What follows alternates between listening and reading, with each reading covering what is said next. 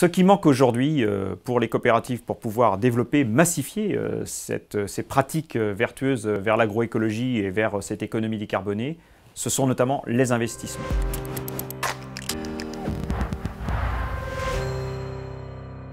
Donc, je suis Dominique Chargé, je suis agriculteur en Loire-Atlantique. Je suis président de la coopération agricole. La coopération agricole, c'est une organisation qui regroupe 2300 coopératives françaises qui sont partout sur les territoires français.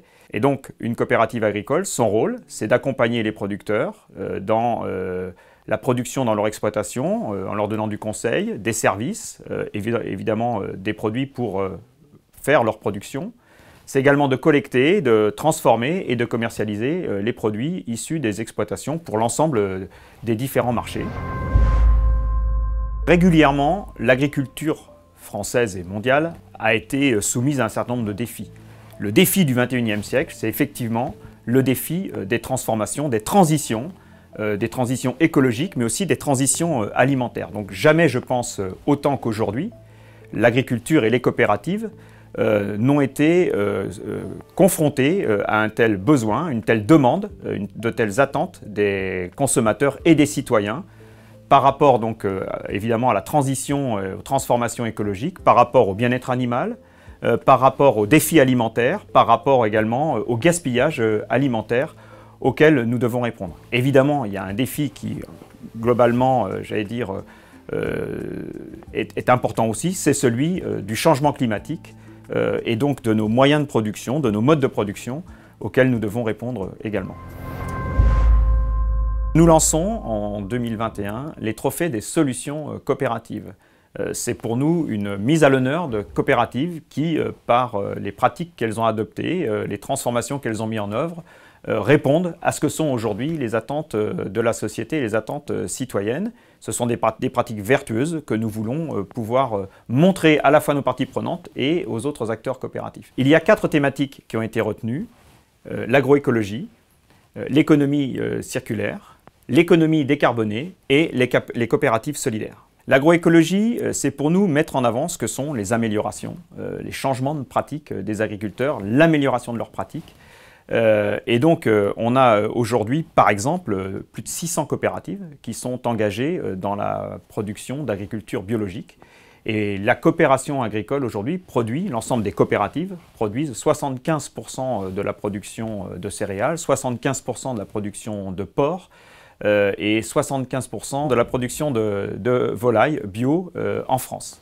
Alors l'économie décarbonée, la décarbonation de nos filières, c'est de développer des filières qui soient moins consommatrices de ressources d'énergie fossile et qui soient plus en capacité de capter du gaz carbonique. On a la filière Luzerne, que l'on cite beaucoup comme exemple aujourd'hui, qui travaille depuis plus de 20 ans sur la diminution de sa ressource en énergie fossile et qui a diminué, par exemple, en transformant sa ressource, son besoin en énergie fossile vers des énergies de biomasse, diminué de 40% ses émissions de gaz à effet de serre. L'économie circulaire, c'est l'économie qui fait appel dans le cycle de vie du produit finalement à des conditions de production qui minimisent le déchet final. Et donc c'est d'abord une économie qui fait appel au partage, qui fait appel à des rejets qui vont être soit absorbés par la biosphère, évidemment sans conséquence pour l'environnement, ou par rapport à l'utilisation de produits finaux qui seront destructibles et recyclables. La 4e et dernière thématique, ce sont les coopératives solidaires. C'est pour nous le moyen d'inciter et de montrer là aussi ce que sont les partenariats, les coopérations entre les différentes coopératives qui permettent là aussi d'améliorer nos pratiques, de diminuer nos impacts sur l'environnement, diminuer nos rejets de gaz à effet de serre. C'est par exemple tout ce qui va permettre aux coopératives d'améliorer leur fonction logistique, c'est-à-dire tout ce qui est transport, tout ce qui est approvisionnement des exploitations, tout ce qui est collecte dans les exploitations, de façon à ce que nous, par exemple, puissions diminuer considérablement notre impact de gaz à effet de serre de par la fonction transport. Ce qui manque aujourd'hui pour les coopératives pour pouvoir développer, massifier ces pratiques vertueuses vers l'agroécologie et vers cette économie décarbonée, ce sont notamment les investissements. Les coopératives investissent aujourd'hui environ 1,5 milliard vers cette économie verte, cette économie décarbonée et vers l'agroécologie. Le besoin estimé aujourd'hui est de 6 fois plus, c'est-à-dire 9 milliards, pour pouvoir répondre à ce que sont les défis de ces transitions qui sont devant nous. On a donc un besoin énorme en investissement pour soutenir cette transition, cette transformation de notre économie agricole et alimentaire. Le plan de relance du gouvernement suite à la crise sanitaire va évidemment dans le bon sens. C'est un peu plus d'1 milliard, 1,2 milliard pour l'agriculture, et c'est un tas d'opportunités offertes évidemment à l'industrie agroalimentaire et au monde de l'alimentaire d'une manière générale.